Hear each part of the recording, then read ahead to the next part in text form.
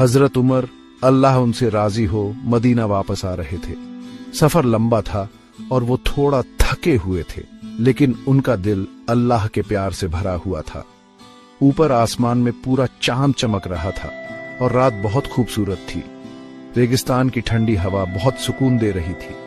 Medina पास था और उन्हें लग रहा था जैसे रसूल अल्लाह सल्लल्लाहु अलैहि वसल्लम की मौजूदगी उनके आस पास है। ये सोचकर उनके चेहरे पे मुस्कान आ गई। उन्हें रसूल अल्लाह सल्लल्लाहु अलैहि वसल्लम के कहे हुए बातें याद आने लगी। रसूल अल्लाह सल्लल्लाहु अलैहि वसल्लम हमेशा अल्लाह की इबादत करने पर जोर देते थे और आखिरत के बारे में बताया करते थे।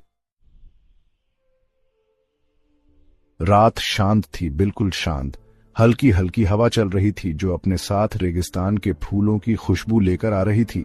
हजरत उमर को बहुत सुकून मिल रहा था। उन्हें अपने आस पास अल्लाह की मौजूदगी महसूस हो रही थी। उन्होंने नमाज पढ़ने का फैसला किया।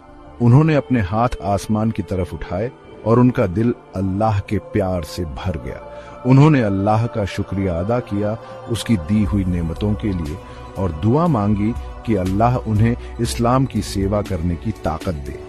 उन्होंने पूरी मुस्लिम उम्मत के लिए भी दुआ मांगी। हजरत उमर अपनी जिंदगी के बारे में सोच रहे थे। उन्होंने इस्लाम की सेवा करने की पूरी कोशिश की थी, जंग में बहादुरी से लड़े थे और इंसाफ से हुकूमत की थी, लेकिन उनके दिल में कुछ और पाने की चाहत थी। उन्हें शहादत की चाहत थी। वो जानते थे कि शहादत सबसे बड़ा सम्मान है, अल्लाह की रहमत पाने का सीधा रास्ता है।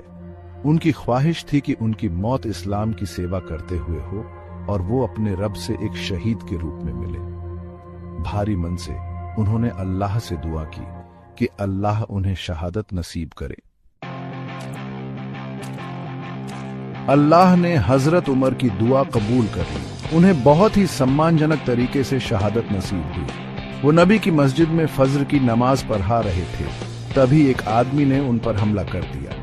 हजरत उमर ने कुरान की तिलावत करते हुए अपनी आखिरी सांस ली। उनकी मौत मुस्लिम उम्मत के लिए बहुत बड़ा नुकसान था, लेकिन ये उनकी रजा और अल्लाह पर भरोसे का सबूत था। अल्लाह ने उनकी ख्वाहिश सबसे मुबारक तरीके से पूरी की। उनकी जिंदगी और मौत हमें ईमान और कुर्बानी की अहमियत की याद दिलाती है।